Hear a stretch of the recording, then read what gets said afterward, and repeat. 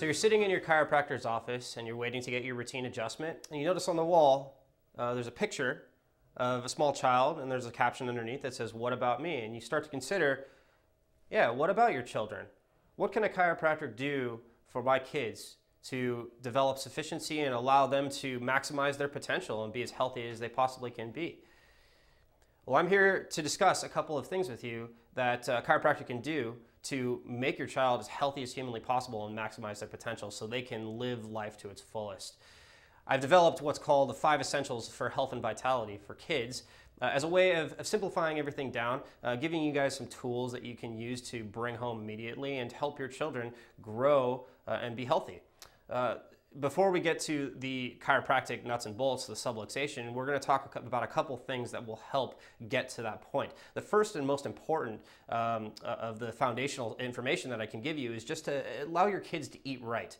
A lot of the time, I see kids coming into my office who have had, Happy Meals along with them, and they assume that it's healthy because they've brought apple slices with them, or they'll go to the store with mom and dad and they'll pick out cookies or sugary sweets or pastas or breads, and their parents are wondering why they have been diagnosed with ADHD, or they've had developmental delays, things like Asperger's or autism. I'm here to tell you that the research suggests that that's all related. In order for your kids to grow, to build sufficiency instead of deficiency, the foundation in terms of the nutrition they get must be solid. When you go to the store, think about the things that you're eating. Look at the ingredients. If the ingredients are unpronounceable, it's probably not that good for you. You want to keep everything as simple as possible. Go to the vegetable section, get as many raw fruits and vegetables as possible, allow the kids to get used to those types of foods, and cut down on the really starchy, calorically dense, sugary foods, which actually help break down the barrier between the vascular system, the blood supply, and the brain. It helps tear down your gut lining and your intestines and prevents absorption. All these things lead to developmental delays, lead to things like diabetes in young kids, which we're seeing a huge increase of, and we don't want that. So allow your kids to express life fully, give them the right foods, and cut down on all the junk. Another suggestion, the second essential that I would have for you, is to allow your kids to go out and play. We want our kids to be able to express themselves fully, and we have a lot of research to suggest that the more kids exercise and express themselves and have fun, the better their brains develop. We want them to be able to stand up and run around and have a good time and communicate with other kids.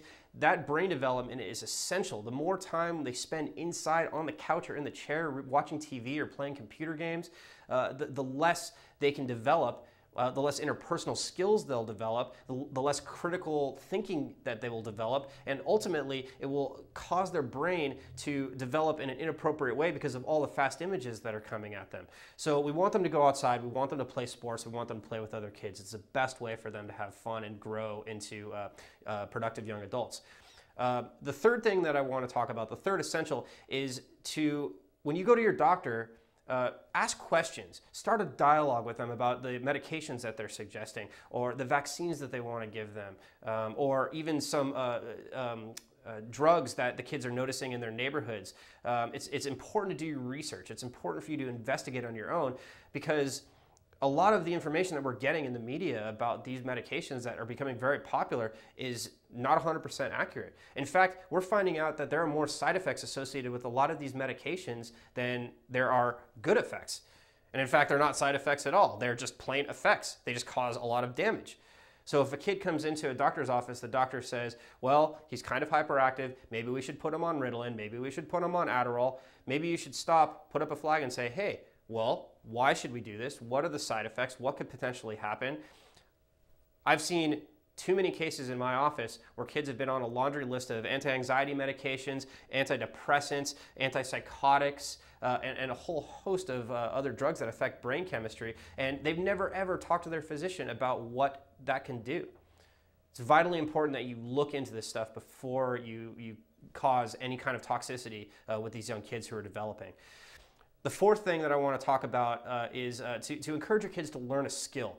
This is vitally important, especially from the ages of 2 through about 7 or 8, when their brains are really developing quickly, because as they develop a skill, they will help that brain development accelerate.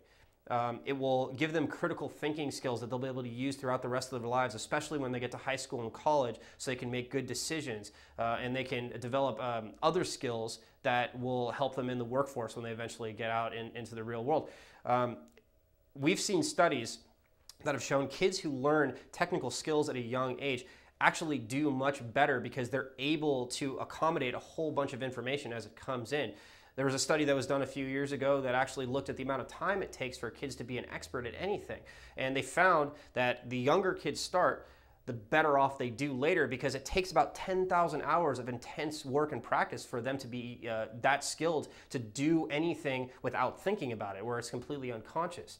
So it's vitally important that they start as young as they can to learn these skills, not for the sake of being a professional at it, but just to be able to understand critical thinking and development and build skills they can use in their lifetime. The final thing I want to talk about is the most important thing by far. It is removing any kind of barrier that a kid has in his way to express life fully. And as a chiropractor, the most important barrier, or the most detrimental barrier that I see in practice, is what's called subluxation. A subluxation is a focal point in the spine that causes irritation to the rest of the nervous system. If the nervous system is irritated, the rest of the body can't function. It's vitally important to make sure that there are no subluxations in a young child's body so that they can learn and live life to its maximum potential. Chiropractors are the only people on the planet who are capable of removing subluxations. And if you don't bring your child into check with us to see if they do have subluxations, then you'll never know whether or not they are expressing themselves fully. Any kind of barrier that exists in your child's life should certainly be removed.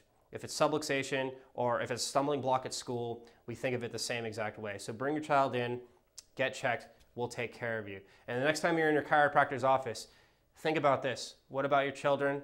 Whether or not they're expressing their lives to their fullest potentials, we can definitely help you with that, and I encourage you to ask us.